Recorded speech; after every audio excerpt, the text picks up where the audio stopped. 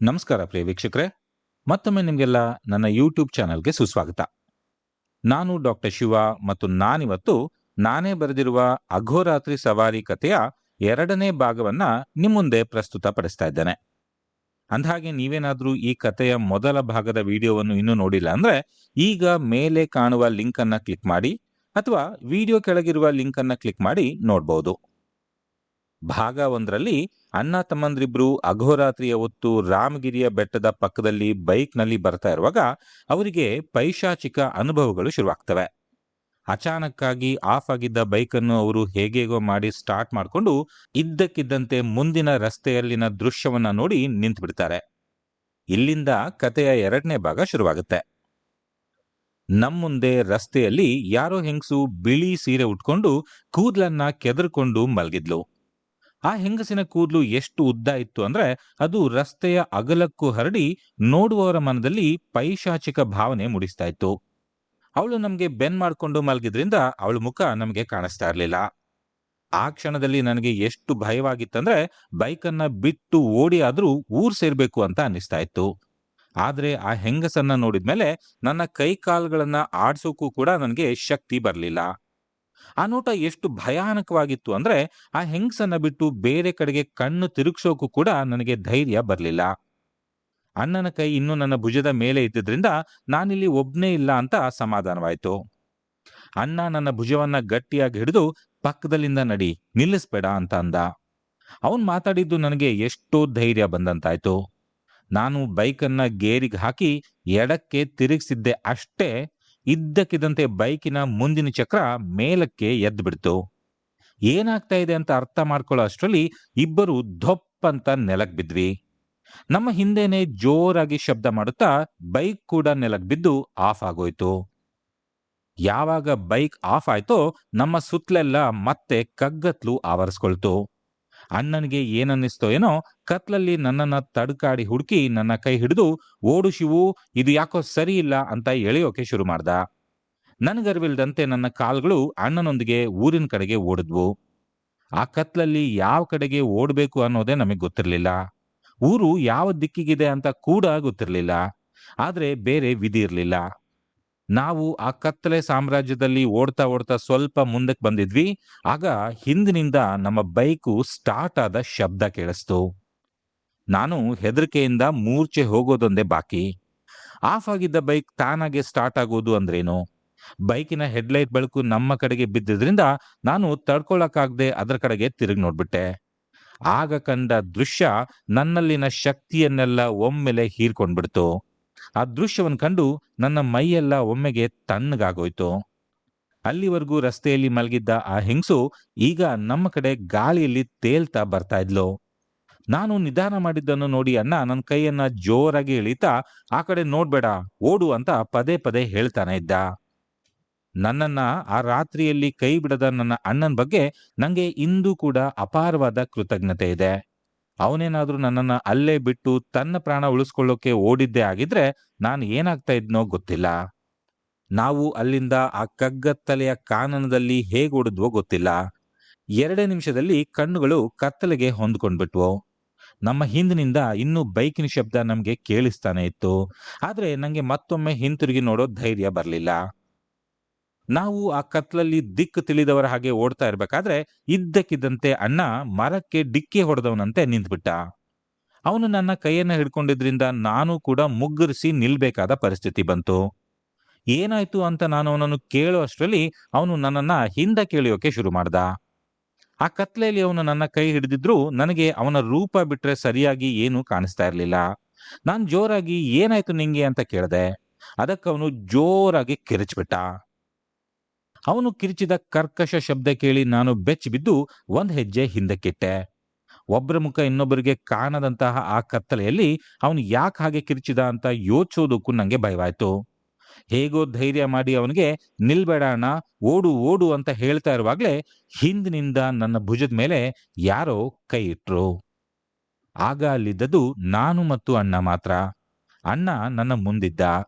ಹಾಗಾದ್ರೆ ಹಿಂದಿನಿಂದ ನನ್ನ ಭುಜದ ಮೇಲೆ ಕೈ ಇಟ್ಟವರು ಯಾರು? ನಾನು ನಿಂತಲ್ಲೇ ಕಂಪಿಸ್ಬಿಟ್ಟೆ. ನಾನಿನ್ನು ಭಯದಲ್ಲಿ ಕಂಪಿಸ್ತಾ ಇರುವಾಗಲೇ ಇದ್ದಕ್ಕಿದ್ದಂತೆ ಆ ಕೈ ನನ್ನನ್ನ ಅನಾಮತ್ತಾಗಿ ಎತ್ತಿ ಗಾಳಿಯಲ್ಲಿ ಬಿಸಾಕ್ಬಿಡ್ತು. ನಾನು ಆ ಕತ್ಲಲ್ಲಿ ಎಷ್ಟು ದೂರ ಹಾರ್ಬಿದ್ನೋ ಗೊತ್ತಿಲ್ಲ. ಆದ್ರೆ ನಾನ್ ಬಿದ್ದ ರಭಸದಿಂದ ಹೇಳೋದಾದ್ರೆ ಏನಿಲ್ಲ ಅಂದ್ರೂ 10 ಅಡಿ ದೂರ ಬಿದ್ದಿರ್ಬೇಕು. ಬಿದ್ದವನಿಗೆ ಅನ್ಸಿದ್ದು ಒಂದೇ, ನನ್ನನ್ನ ಆ ರೀತಿ ಎತ್ತಿ ಬಿಸಾಕುವಂತ ಶಕ್ತಿ ಮನುಷ್ಯ ಮಾತ್ರರಿಗೆ ಸಾಧ್ಯವೇ ಇಲ್ಲ. ಇದು ಯಾವುದೋ ಅತಿಮಾನುಷ ಶಕ್ತಿಯೇ ಇರಬೇಕು. ನಾನು ದಡಬಡಾಯಿಸ್ತಾ ಎದ್ದು ಅಣ್ಣ ಅಂತ ಜೋರಾಗಿ ಕೂಗ್ದೆ. ನಾನು ಕೂಗಿದ್ದು ನನಗೆ ಮರುಧ್ವನಿಯಾಗಿ ಕೇಳಿಸ್ತೆ ಹೊರತು ಯಾವುದೇ ಉತ್ತರ ಬರಲಿಲ್ಲ. ಮತ್ತೊಮ್ಮೆ ಜೋರಾಗಿ ಅಣ್ಣ ಎಲ್ಲಿದ್ದೀಯಾ ಅಂತ ಕಿರಿಚ್ದೆ. ಮತ್ತೂ ಉತ್ತರವಿಲ್ಲ. ಅವನ ಅನುಪಸ್ಥಿತಿ ನನ್ನನ್ನ ಎಷ್ಟು ಭಯಭೀತನನ್ನಾಗಿ ಮಾಡಿತ್ತು ಅಂದ್ರೆ ಆ ಕತ್ಲಲ್ಲಿಯೂ ಕೂಡ ಹೆದರ್ಕೊಂಡು ಕಣ್ಮುಚ್ಕೊಂಡೆ. ನನ್ನ ಕಾಲನ್ನ ಮುಂದಕ್ಕೆ ಎತ್ತಿ ಇಡೋಷ್ಟು ಧೈರ್ಯ ಕೂಡ ನನಗೆ ಬರಲಿಲ್ಲ. ಏನ್ ಮಾಡಬಹುದು ಎಂದು ಯೋಚಿಸುವ ಪ್ರಜ್ಞೆಯನ್ನು ಕೂಡ ಕಳ್ಕೊಂಡ್ಬಿಟ್ಟಿದ್ದೆ. ಅಣ್ಣ ಅಂತ ಜೋರಾಗಿ ಕೂಗಿ ಧೈರ್ಯ ಮಾಡಿ 4 ಹೆಜ್ಜೆ ಮುಂದೆ ಹೋದೆ. ಸುತ್ತಲಿನ ಕಗ್ಗತ್ಲಲ್ಲಿ ಬರೀ ಮೌನವಷ್ಟೇ ಇತ್ತು. ಜೋರಾಗಿ ಅಳು ಬಂದು ಮತ್ತೆರಡು ಬಾರಿ ಅಣ್ಣ ಅಣ್ಣ ಅಂತ ಕೂಗ್ದೆ. ಮತ್ತದೇ ಮೌನ. ಅಷ್ಟರಲ್ಲಿ ಯಾರೋ ನನ್ನ ಮುಖದ ಹತ್ತಿರದಿಂದಲೇ ಕರ್ಕಶವಾಗಿ ಕಿರಿಚಿದಂತಾಯ್ತು. ನನ್ನ ಧೈರ್ಯ ನನ್ನನ್ನಾಗ್ಲೇ ಕೈಬಿಟ್ಟು ಹೋಗಿತ್ತು. ತಲೆ ಕೆಟ್ಟವನಂತೆ ಕತ್ಲಲ್ಲಿ ಎಲ್ಲಂದ್ರಲ್ಲಿ ಓಡೋಕೆ ಶುರು ಮಾಡ್ದೆ. ಯಾವ ಕಡೆಗೆ ಓಡ್ತಾ ಇದ್ದೀನಿ ಅನ್ನೋದೇ ನನಗೆ ಗೊತ್ತಿರ್ಲಿಲ್ಲ. ಆ ಕತ್ಲಲ್ಲಿ ಅದ್ಯಾವುದು ಕಾಣ್ತಾನೂ ಇರ್ಲಿಲ್ಲ. ಆದ್ರೆ ನಿಲ್ಲೋದಕ್ಕೆ ಧೈರ್ಯನೇ ಬರ್ಲಿಲ್ಲ. ಬದುಕ್ಬೇಕು ಅಂತ ಇದ್ರೆ ಇಲ್ಲಿಂದ ಓಡ್ಬೇಕು, ಅಷ್ಟೇ ನಂಗೆ ಗೊತ್ತಿದ್ದಿದ್ದು. ಓಡ್ತಾ ಓಡ್ತಾ ದೊಡ್ಡ ಕಲ್ಲೊಂದು ಕಾಲಿಗೆ ಸಿಕ್ಕಿ ಎಡವಿ ಧೊಪ್ ಅಂತ ಬಿದ್ದೆ. ನನ್ ಮುಖ ನೆಲಕ್ಕೆ ಹೇಗ್ ಬಡೀತು ಅಂದ್ರೆ ನನ್ನ ಮೂಗು ಒಡೆದು ಅದರಿಂದ ಧಾರಾಕಾರವಾಗಿ ರಕ್ತ ಸುರಿಯೋಕೆ ಸ್ಟಾರ್ಟ್ ಆಯ್ತು. ನಾನ್ ಧರಿಸಿದ್ದ ಟೀ ಶರ್ಟ್ ಕೆಲವೇ ಕ್ಷಣಗಳಲ್ಲಿ ಪೂರ್ತಿಯಾಗಿ ಒದ್ದೆ ಆಗೋಯ್ತು. ವಿಚಿತ್ರ ಅಂದ್ರೆ ಅಷ್ಟು ರಕ್ತ ಸುರಿತಾ ಇದ್ರೂ ನನಗೆ ಸ್ವಲ್ಪನೂ ನೋವೇ ಆಗ್ಲಿಲ್ಲ. ಭಯಕ್ಕೆ ನನ್ನ ದೇಹದಲ್ಲಿದ್ದ ನರಗಳು ನೋವನ್ನ ಮೆದುಳಿಗೆ ರವಾನಿಸುವ ಕೆಲಸವನ್ನೇ ನಿಲ್ಲಿಸ್ಬಿಟ್ಟಿದ್ವು. ನನಗೆ ಮತ್ತೆ ಎದ್ದು ಓಡುವಷ್ಟು ಶಕ್ತಿನೇ ಇರಲಿಲ್ಲ. ಬಿದ್ದ ರಭಸಕ್ಕೆ ತಲೆಯೆಲ್ಲ ಗಿರ್ರ್ ಅಂತ ತಿರುಗ್ತಾ ಇತ್ತು. ಆದ್ರೂ ಕೂಡ ಮನದಲ್ಲಿ ಅಣ್ಣನ ಬಗ್ಗೆ ಯೋಚನೆ ನಿಲ್ಲೇ ಇಲ್ಲ. ಅವನಿಗೆ ಏನಾಯ್ತೋ ಏನೋ ಎಂಬ ಆಲೋಚನೆಗಳು ತಲೆಯಲ್ಲಿ ಅಲ್ದಾಡಿದ್ವು. ಏನಾದ್ರೂ ಮಾಡಿ ಅವನನ್ನ ಹುಡುಕ್ಲೇಬೇಕು, ಇಲ್ದಿದ್ರೆ ಜೀವನ ಪೂರ್ತಿ ನಾನು ನನ್ನನ್ನೇ ಕ್ಷಮಿಸ್ಕೊಳ್ಳೋಕೆ ಆಗಲ್ಲ ಅಂತ ಅನ್ಕೊಂಡೆ. ನಾನು ಆ ಯೋಚನಾ ಲಹರಿಯಲ್ಲಿ ಮುಳುಗಿ ಹೋಗಿರುವಾಗ ನನ್ನ ಪಕ್ಕದಲ್ಲೇ ಯಾರೋ ಶಿವು ಅಂತ ಮೆಲು ಧ್ವನಿಯಲ್ಲಿ ಹೇಳಿದ್ ಕೇಳಿಸ್ತು. ಅಣ್ಣನ ಧ್ವನಿ ಅಂತೂ ಅಲ್ಲ. ಹಾಗಾದ್ರೆ ಅಲ್ಲಿ 3ನೇವರು ಇದ್ದಾರೆ ಅನ್ನೋದು ಖಚಿತ. ಆ 3ನೇ ವ್ಯಕ್ತಿ ಮನುಷ್ಯನಂತೂ ಅಲ್ಲ ಅನ್ನೋದು ನಂಗೆ ಆಗ್ಲೇ ಮನದಟ್ಟಾಗ್ಬಿಟ್ಟಿತ್ತು. ಮತ್ತೊಮ್ಮೆ ಶಿವು ಅನ್ನೋ ಶಬ್ದ ಬಂತು. ಈಗ ಅದು ನನ್ನ ಇನ್ನೊಂದು ಕಡೆಯಿಂದ ಕೇಳಿಸ್ತು. ನಂಗೆ ನಿಜವಾಗಿಯೂ ದೆವ್ವ ಭೂತಗಳ ಮೇಲೆ ಅಷ್ಟೊಂದು ನಂಬಿಕೆ ಇರಲಿಲ್ಲ. ಆದ್ರೆ ನಾನೀಗ ಅಂತಹ ಒಂದು ದುಷ್ಟ ಶಕ್ತಿಯೊಂದರ ಕಪಿಮುಷ್ಟಿಯಲ್ಲೇ ಇದ್ದೇನೆ ಅನ್ನೋದು ನಾನು ಆಗ ಬದುಕಿದ್ದಷ್ಟೇ ಸತ್ಯವಾಗಿತ್ತು. ಇದ್ದಕ್ಕಿದ್ದಂತೆ ನನ್ನ ಮುಖಕ್ಕೆ ಯಾರದ್ದೋ ಬಿಸಿ ಉಸಿರು ತಾಕಿದಾಗಾಯ್ತು. ಅಂದ್ರೆ ಆ ದುಷ್ಟ ಶಕ್ತಿ ನನ್ನ ಮುಖದ ಮುಂದೆನೆ ಇದೆ ಅಂತರ್ಥ. ಅದರ ಉಸಿರು ಎಷ್ಟು ಬಿಸಿ ಇತ್ತಂದ್ರೆ ನಂಗೆ ಮುಖಕ್ಕೆ ಬಿಸಿ ನೀರನ್ನೇ ಎರಚಿದಂಗಾಯ್ತು. ಆದ್ರೆ ನಂಗೆ ಅಲ್ಲಾಡಲು ಕೂಡ ಆಗದಂತೆ ಅಲ್ಲೇ ಬಿದ್ದಿದ್ದೆ. ಆಗ ನನಗೆ ಅರಿವಾಯ್ತು, ಇನ್ನು ಇಲ್ಲಿಂದ ಓಡೋಗೋ ಅವಕಾಶ ಇಲ್ಲ. ಇನ್ನೇನಿದ್ರು ನಾನು ನನ್ನ ಸಾವನ್ನ ಎದುರು ನೋಡ್ಬೇಕಿತ್ತಷ್ಟೇ. ಭಯದಲ್ಲಿರುವಾಗ ಮನುಷ್ಯ ತನ್ನ ಪ್ರಿಯವಾದ ಮತ್ತು ಬಹಳವಾಗಿ ನಂಬಿರುವ ದೇವರನ್ನ ನೆನಪಿಸಿಕೊಳ್ಳೋದು ಸಹಜ. ಮುಂಬರುವ ನನ್ನ ಸಾವನ್ನ ಅರ್ತು ನಾನು ಅದೇ ರಾಮಗಿರಿಯ ಬೆಟ್ಟದ ಮೇಲೆ ನೆಲೆಸಿರುವ ಶ್ರೀ ಕರಸಿದ್ದೇಶ್ವರ ಸ್ವಾಮಿಯನ್ನು ಮನದಲ್ಲೇ ನೆನೆದೆ. ನಾನು ಬಹಳಷ್ಟು ಬಾರಿ ಆ ದೇವಸ್ಥಾನಕ್ಕೆ ಹೋಗಿದ್ರಿಂದ ಆ ದೇವರ ವಿಗ್ರಹ ನನ್ನ ಮನಸ್ಸಿನಲ್ಲಿ ಹಚ್ಚಿ ಹಾಕಿದಂತಿತ್ತು. ಯಾವಾಗ ಆ ಮೂರ್ತಿಯ ರೂಪ ನನ್ನ ಮನದಲ್ಲಿ ಮುಡ್ತೋ ನನ್ನ ಮೈಯಲ್ಲಿ ಏನೋ ಬದಲಾವಣೆ ಆದಂತ ಅನ್ನಿಸ್ತು. ಏನು ಅಂತ ಅರ್ಥ ಆಗ್ಲಿಲ್ಲ. ನನ್ನ ಎದುರಿಗಿದ್ದ ದುಷ್ಟ ಶಕ್ತಿಯ ಬಿಸಿಸಿರು ಆಗ್ಲೂ ಕೂಡ ನನ್ನ ಮುಖಕ್ಕೆ ಬಡಿತಾನೆ ಇತ್ತು.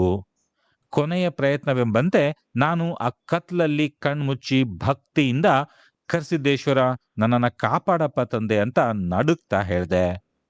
ಯಾವಾಗ ನನ್ನ ಬಾಯಿಂದ ದೇವರ ಹೆಸರು ಬಂತೋ ನನ್ನ ಎದುರಿದ್ದ ಪ್ರೇತಾತ್ಮ ನನ್ನ ಮುಖದ ಮುಂದೆ ಕರ್ಕಶವಾಗಿ ಕೂಗ್ತು. ನಾನು ಅದೇ ನನ್ನ ಕೊನೆಯ ಕ್ಷಣ ಅಂತ ಕಣ್ಮುಚ್ಕೊಂಡೆ. ಆಗ ಇದ್ದಕ್ಕಿದ್ದಂತೆ ರಾಮಗಿರಿ ಬೆಟ್ಟದ ಕಡೆಯಿಂದ ದೊಡ್ಡ ಶಬ್ದ ಒಂದು ಬಂತು. ಬೃಹದಾಕಾರದ ಬಂಡೆಯೊಂದು ನೆಲಕ್ಕೆ ಅಪ್ಪಳಿಸದಂತೆ. ನಾನು ಅಲ್ಲಾಡ್ಲಿಲ್ಲ. ಆದ್ರೆ ನನ್ನ ಮುಂದಿದ್ದ ದುಷ್ಟ ಶಕ್ತಿಗೆ ಆ ಶಬ್ದ ಅಡಚಣೆ ಉಂಟು ಮಾಡ್ತು ಅಂತ ಕಾಣಿಸುತ್ತೆ. ಅದು ಕರ್ಕಶ ಶಬ್ದವನ್ನು ಮಾಡ್ತಾ ಬೆಟ್ಟದ ಕಡೆಗೆ ನೋಡ್ತು. ಹಿಂದಿನಿಂದ ಮತ್ತೊಮ್ಮೆ ಇನ್ನೂ ಜೋರಾದ ಶಬ್ದ ಬಂತು. ಅಂತಹ ಶಬ್ದವನ್ನ ನಾನು ಎಲ್ಲೂ ಕೇಳೇ ಇರಲಿಲ್ಲ.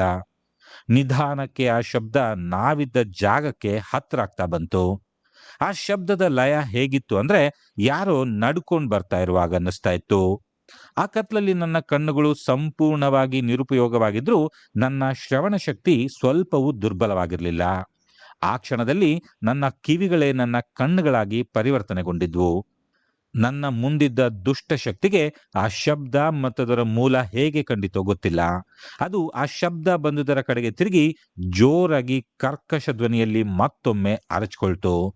ಆ ಧ್ವನಿ ಎಷ್ಟು ಕರ್ಕಶವಾಗಿತ್ತಂದ್ರೆ ಅದರ ಮುಂದೆ ಇದ್ದ ನನ್ನ ಕಿವಿಯ ಪದರಗಳು ನೋವಿನಿಂದ ಕಂಪಿಸಿಬಿಟ್ವು. ಆದ್ರೆ ಅದರ ಹಿಂದೆಯೇ ಬೆಟ್ಟದ ಕಡೆಯಿಂದ ಅತಿ ಭಯಂಕರವಾದ ಭೋರ್ಗರೆತ ಕೇಳಿಸ್ತು. ಆ ಭೋರ್ಗರೆತದ ಶಬ್ದಕ್ಕೆ ನಾನು ಕುಳಿತಿದ್ದ ನೆಲವೇ ಒಂದು ಕ್ಷಣ ಅಲ್ಲಾಡ್ಬಿಡ್ತು. ಆ ಆರ್ಭಟಕ್ಕೆ ಬೆಟ್ಟದ ಮೇಲಿದ್ದ ಸಣ್ಣ ಪುಟ್ಟ ಗಿಡಗಳೆಲ್ಲ ಬಿರುಗಾಳಿಗೆ ಸಿಕ್ಕವಂತೆ ವಾಲಾಡಿಬಿಟ್ವು. 1,000 ಸಿಂಹಗಳು ಒಟ್ಟಿಗೆ ಘರ್ಜಿಸಿದ್ರೆ ಬರಬಹುದಾದಂತಹ ಶಬ್ದ. ಅದರ ಘರ್ಜನೆಯ ಶಕ್ತಿಗೆ ನನ್ನ ಮೈ ಮೇಲಿದ್ದ ಕೂದಲುಗಳೆಲ್ಲ ಒಮ್ಮೆಗೆ ನೆಟ್ಟಗಾಗ್ಬಿಟ್ವು. ಅಂತಹ ಶಬ್ದ ಯಾರಿಂದ ಬಂದಿರಬಹುದು ಅಂತ ನಂಗೆ ಊಹಿಸೋಕು ಕೂಡ ಸಾಧ್ಯವಾಗಲಿಲ್ಲ. ಅಷ್ಟರಲ್ಲಿ ನನ್ನ ಮನಸ್ಸಿಗೆ ಅಲ್ಲಿಂದ ನೀನು ಓಡ್ ಹೋಗು ಅನ್ನುವ ಆಲೋಚನೆ ಬಂತು. ಅದು ಆಲೋಚನೆಯೋ ಅಥವಾ ಸೂಚನೆಯೋ ಗೊತ್ತಿಲ್ಲ. ಮೈಯಲ್ಲಿ ಶಕ್ತಿನೇ ಇಲ್ಲದಂತೆ ಕುಳಿತಿದ್ದ ನನಗೆ ಆ ಜಾಗದಿಂದ ಎದ್ದೇಳಲು ಕೂಡ ಆಗಲಿಲ್ಲ. ತಕ್ಷಣವೇ ನನಗೆ ಕಾಣದ 2 ಕೈಗಳು ನನ್ನನ್ನ ನೆಲದಿಂದ ಮೇಲಕ್ಕೆತ್ತಿ ನಿಲ್ಲಿಸಿದ್ವು. ಆ ಸ್ಪರ್ಶ ನನ್ನ ಮೈಯಲ್ಲೆಲ್ಲ ವಿದ್ಯುತ್ ಸಂಚಾರವನ್ನೇ ಉಂಟು ಮಾಡಿಬಿಡ್ತು. ನನ್ನ ಕಾಲ್ಗಳು ತನ್ನಂತಾನೆ ನಡೆಯೋಕೆ ಶುರು ಮಾಡಿದ್ವು. ನಂಗೆ ಏನಾಗ್ತಾ ಇದೆ ಅಂತ ಗೊತ್ತಾಗೋ ಮುನ್ನವೇ ನಾನು ವೇಗವಾಗಿ ಓಡೋಕೆ ಆರಂಭಿಸಿದ್ದೆ. ನನ್ನ ಹಿಂದಿನಿಂದ ನನಗೆ ಆ 2 ಶಕ್ತಿಗಳ ಭೋರ್ಗರೆತದ ಶಬ್ದಗಳು ಕೇಳಿಸ್ತಾನೆ ಇದ್ವು. ಸಿಂಹ ಗರ್ಜನೆಯ ಶಕ್ತಿಯು ಕರ್ಕಶ ಧ್ವನಿಯ ಪ್ರೇತಾತ್ಮದ ಮೇಲೆ ಅತಿ ಭಯಂಕರ ಶಕ್ತಿಯೊಂದಿಗೆ ದಾಳಿ ಮಾಡ್ತಾ ಇರುವ ಶಬ್ದಗಳು ಗಾಳಿಯನ್ನೆಲ್ಲ ಸೀಳುತ್ತಾ ನನ್ನ ಕಡೆಗೆ ಬರ್ತಾ ಇದ್ವು. ನಿಧಾನವಾಗಿ ಆ ಸಿಂಹ ಗರ್ಜನೆಯ ಶಕ್ತಿ ಮುಂದೆ ಪ್ರೇತಾತ್ಮದ ಶಕ್ತಿ ಕುಂದು ಹೋಗಿ ಅದರ ಶಬ್ದ ಕ್ಷೀಣವಾಗುವುದನ್ನ ನಾನು ಗಮನಿಸಿದೆ. ಆದ್ರೆ ಅದ್ಯಾವುದನ್ನು ಹಿಂದಕ್ಕೆ ತಿರುಗಿ ನೋಡೋ ಧೈರ್ಯ ನನಗ್ ಬರಲೇ ಇಲ್ಲ. ನಾನು ಸುಮ್ಮನೆ ಆ ಅಘೋರಾತ್ರಿಯ ಕಗ್ಗತ್ತಲಿನಲ್ಲಿ ಓಡ್ತಾನೆ ಇದ್ದೆ. ನಾನು ಎಷ್ಟು ದೂರ ಹಾಗೆ ಓಡಿದ್ನೋ ಯಾವ ಕಡೆಗೆ ಓಡಿದ್ನೋ ನಂಗೆ ಗೊತ್ತಿಲ್ಲ. ಸ್ವಲ್ಪ ಸಮಯದ ನಂತರ ಯಾವುದೋ ಊರಿನ ಬೀದಿ ದೀಪಗಳು ಕಾಣಿಸಿದ್ವು. ಅವುಗಳನ್ನ ನೋಡಿ ನನ್ನ ಶಕ್ತಿ ಇಮ್ಮಡಿಸಿದಂತಾಗಿ ನನ್ನ ಬಲವನ್ನೆಲ್ಲ ಬಿಟ್ಟು ಓಡ್ದೆ. ಅಂತ ಕತ್ತಲಿನಲ್ಲಿ ನಾನು ಹೇಗೆ ಓಡಿದ್ನೋ ನಂಗೆ ಈಗ್ಲೂ ಕೂಡ ಅರ್ಥವಾಗಿಲ್ಲ. ನಾನು ನನ್ನ ಶಕ್ತಿಯನ್ನೆಲ್ಲ ಬಿಟ್ಟು ಓಡ್ತಾ ಇದ್ದೆ.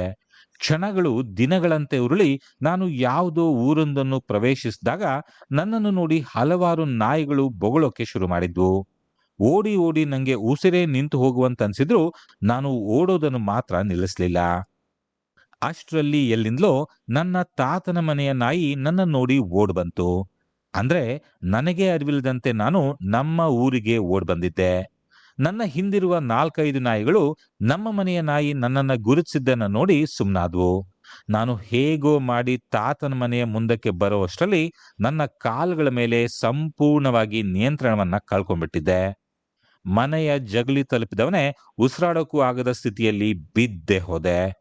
ನಂಗೆ ಸುಧಾರಿಸ್ಕೊಂಡು ಸರಿಯಾಗಿ ಉಸಿರಾಡೋಕೆ ಅನಾಮತ್ತು 10 ನಿಮಿಷಗಳೇ ಬೇಕಾಯ್ತು. ನನ್ನ ವಾಚ್ ನೋಡ್ಕೊಂಡಾಗ ಆಗ್ಲೇ ಬೆಳಗಿನ ಜಾವ 4 ಗಂಟೆಗಳಾಗಿತ್ತು.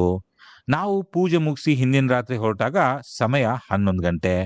ಈಗ ಬೆಳಗಿನ ಜಾವ 4 ಗಂಟೆ. ಅಂದ್ರೆ ನಾನು 4.5 ಗಂಟೆ ಆ ಕತ್ಲಲ್ಲೇ ಕಳೆದಿದ್ದೆ.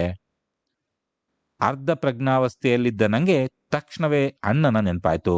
ಅವನನ್ನ ನೆನೆಸ್ಕೊಂಡು ಜೋರಾಗಿ ಅಳು ಬಂತು. ನಮ್ಮನೆ ನಾಯಿಗೆ ಏನನ್ನಿಸ್ತೋ ಏನೋ ಅದು ನನ್ನನ್ನ ಸುತ್ತು ಹಾಕುತ್ತಾ ಜೋರಾಗಿ ಬೊಗಳೋಕೆ ಶುರು ಮಾಡ್ತು.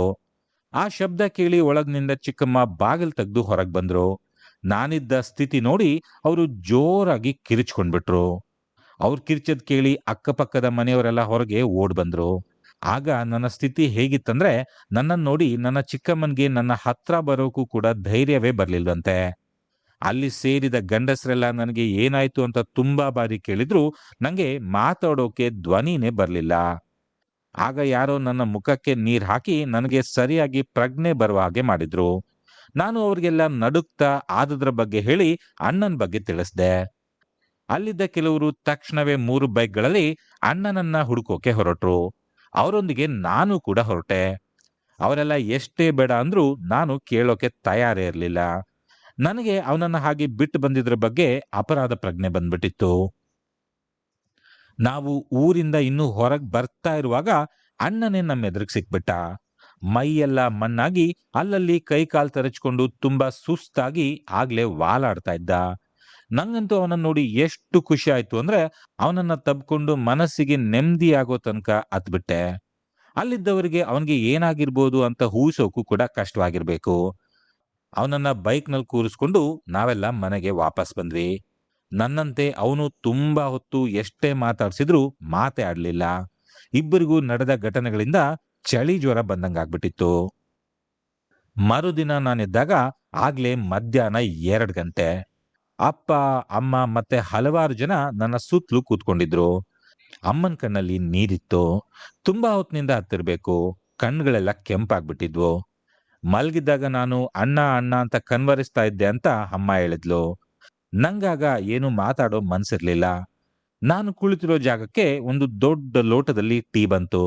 ಅದನ್ನೆಲ್ಲ ಗಟಗಟನೆ ಹೀರಿ ಎಲ್ಲರಿಗೂ ಮತ್ತೆ ಮಾತಾಡ್ತೀನಿ ಅಂತ ಹೇಳಿ ಮುಖ ತೊಳ್ಕೊಂಡು ಹೊರಗೆ ಬಂದವನಿಗೆ ಮೊದಲು ಕಂಡದ್ದೇ ಆ ಬುಲೆಟ್ ಬೈಕ್. ಇದಲ್ ಸಿಕ್ತು ಅಂತ ಅಲ್ಲೇ ನಿಂತಿದ್ದ ಚಿಕ್ಕಪ್ಪನನ್ನ ಕೇಳಿದೆ. ಅದಕ್ಕವರು, ಬೆಳಗ್ಗೆ ನಾವೇ ಹೋಗಿ ಹುಡುಕೊಂಡು ತಗೊಂಡ್ ಬಂದ್ವಿ. ಏನ್ ಮಾಡಿದ್ರು ಸ್ಟಾರ್ಟೇ ಆಗ್ಲಿಲ್ಲ. 2 ಕಿಲೋಮೀಟರ್ ತಳ್ಕೊಂಡೇ ಬಂದ್ವಿ ಅಂತ ಹೇಳಿದ್ರು. ನಾನದನ್ನ ಸುಮ್ಮನೆ ದಿಟ್ಟಿಸ್ ನೋಡ್ದೆ. ಅದು ಹಿಂದಿನ ದಿನ ರಾತ್ರಿ ಆಫ್ ಆಗಿ ನಮ್ಗೆ ಕೊಟ್ಟಂತಹ ಅವಾಂತರಗಳು ಮನಸ್ಸಿನಲ್ಲಿ ಒಮ್ಮೆ ಹಾಗೆ ಹಾದು ಹೋದ್ವು. ನಿಧಾನಕ್ಕೋಗಿ ಅದ್ರ ಪಕ್ಕ ನಿಂತ್ಕೊಂಡೆ. ಆಗ ಚಿಕ್ಕಪ್ಪ, ರಿಪೇರಿ ಮಾಡೋರನ್ನ ಕರ್ಕೊಂಬರ ಕಳ್ಸಿದೀನಿ, ಇನ್ನೇನ್ ಬಂದ್ಬಿಡ್ತಾನೆ ಅಂತ ಹೇಳಿದ್ರು. ನಾನು ಆಯ್ತು ಅನ್ನೋ ಹಾಗೆ ತಲೆ ಅಲ್ಲಾಡಿಸ್ದೆ. ಮನ್ಸಲ್ಯಾಕೋ ಆ ಬೈಕಿನ ಮೇಲೆ ಅಪಾರವಾದ ಕೋಪ ಇತ್ತು. ಅದು ಹಾಳಾಗದೆ ಇದ್ದಿದ್ರೆ ನಾವು ನಿನ್ನೆ ರಾತ್ರಿ ಯಾವುದು ತೊಂದರೆ ಇಲ್ಲದೆ ಮನೆ ಸೇರ್ಬಹುದಿತ್ತೇನೋ ಅನ್ನಿಸ್ತು. ಆದ್ರೆ ನನಗೆ ಬುಲೆಟ್ ಬೈಕ್ಗಳು ಅಂದ್ರೆ ಮೊದಲಿನಿಂದಲೂ ಹುಚ್ಚು. ಅದರ ಸ್ಟ್ಯಾಂಡ್ ತೆಗೆದು ಅದ್ರ ಮೇಲೆ ಹತ್ತಿ ಕುಳಿತು ಒಂದು ಕಿಕ್ ಹೊಡೆದೆ. ಅದು ಜೋರಾಗಿ ಶಬ್ದ ಮಾಡ್ತಾ ಸ್ಟಾರ್ಟ್ ಆಗ್ಬಿಡ್ತು. ಒಂದೇ ಕಿಕ್ಕಿಗೆ. ಆಗ್ಲೇ ನನಗೆ ಗೊತ್ತಾಗಿದ್ದು, ಬೈಕು ಮೊದಲಿನಿಂದಲೂ ಸರಿಯಾಗೇ ಇತ್ತು. ಅದು ಹಾಳಾಗೇ ಇರಲಿಲ್ಲ. ನಾನದನ್ನ ಆಫ್ ಮಾಡಿ ರಾಮಗಿರಿಯ ಬೆಟ್ಟದ ಕಡೆಗೆ ನೋಡ್ದೆ. ಬೆಟ್ಟದ ತುದಿಯಲ್ಲಿ ಕರಸಿದ್ದೇಶ್ವರ ಸ್ವಾಮಿಯ ದೇವಸ್ಥಾನ ಕಂಗೊಳಿಸ್ತಾ ಇತ್ತು. ನಾನು ಹಾಗೆ ಅದನ್ನೇ ನೋಡ್ತಾ ನಿಂತ್ಕೊಂಡೆ. ನನ್ ಮನಸ್ಸು ಏನನ್ನೋ ಹುಡುಕ್ತಾ ಇತ್ತು. ಅದ್ಯಾಕೋ ಏನೋ ಗೊತ್ತಿಲ್ಲ, ಆದ್ರೆ ನಿನ್ನೆ ರಾತ್ರಿ ನಡೆದದ್ದೆಲ್ಲ 100ಕ್ಕೆ 100ರಷ್ಟು ಸತ್ಯ ಅನ್ನೋದು ನಂಗೆ ಗೊತ್ತಿತ್ತು. ನನ್ನನ್ನ ಅಂತ ಪರಿಸ್ಥಿತಿಯಿಂದ ಕಾಪಾಡಿದ್ದು ಯಾರು ಅನ್ನೋದು ಗೊತ್ತಾಗದಷ್ಟು ಮೂರ್ಖ ನಾನೇನಿರ್ಲಿಲ್ಲ. ದೈವ ಶಕ್ತಿಯ ಬಲ ಇಲ್ಲದೆ ಇದ್ದಿದ್ರೆ ನಾನು ಅಂದಿನ ದಿನ ಬದುಕ್ತಾನೆ ಇರಲಿಲ್ಲ. ನಾನು ಬೆಟ್ಟದ ಮೇಲಿರುವ ದೇವಸ್ಥಾನಕ್ಕೆ ಭಕ್ತಿಯಿಂದ ನಮಿಸ್ದೆ. ಅಷ್ಟರಲ್ಲಿ ಯಾರೋ ಹಿಂದಿನಿಂದ ನನ್ನ ಹೆಗಲ್ ಮೇಲ್ ಕೈ ಹಾಕಿ, ಏನ್ ಶಿವು, ಏನ್ ನೋಡ್ತಾ ಇದ್ದೀಯಾ ಅಂತ ಕೇಳಿದ್ರು. ಹಿಂದಕ್ಕೆ ತಿರುಗಿದ್ರೆ ಅಣ್ಣ ನಿಂತಿದ್ದ. ನಾನು ಏನೂ ಇಲ್ಲ ಅಂದೆ. ಹಾಗಾದ್ರೆ ಬಾ ಊಟ ಮಾಡೋಣ ಅಂತ ಅವನು ನನ್ನನ್ನ ಒಳಗ್ ಕರ್ಕೊಂಡೋದ. ನಾನು ಮತ್ತೊಮ್ಮೆ ಬೆಟ್ಟದ ಕಡೆಗೆ ಕೃತಜ್ಞತೆಯಿಂದ ನೋಡ್ತಾ ನಿಧಾನಕ್ಕೆ ಮನೆಯೊಳಗೆ ಹೊರಟೆ. ಪ್ರಿಯ ವೀಕ್ಷಕರೇ, ಇಲ್ಲಿಗೆ ಅಘೋರಾತ್ರಿ ಸವಾರಿ ಕತೆ ಮುಗೀತು. ನಿಮ್ಗೆ ಈ ಕತೆ ಇಷ್ಟವಾಗಿದ್ದಲ್ಲಿ ದಯವಿಟ್ಟು ಈ ವಿಡಿಯೋವನ್ನ ಲೈಕ್ ಮಾಡಿ ಮತ್ತು ಶೇರ್ ಮಾಡಿ. ನೀವೇನಾದ್ರೂ ನನ್ನ ಚಾನಲ್ಗೆ ಹೊಸಬರಾಗಿದ್ರೆ ದಯವಿಟ್ಟು ಈ ಚಾನಲ್ಗೆ ಸಬ್ಸ್ಕ್ರೈಬ್ ಆಗಿ. ಮುಂದಿನ ವಿಡಿಯೋದಲ್ಲಿ ಮತ್ತೊಂದು ಸ್ವಾರಸ್ಯಕರವಾದ ಕಥೆಯೊಂದಿಗೆ ಭೇಟಿಯಾಗೋಣ. ಅಲ್ಲಿಯವರೆಗೂ ನಮಸ್ಕಾರ.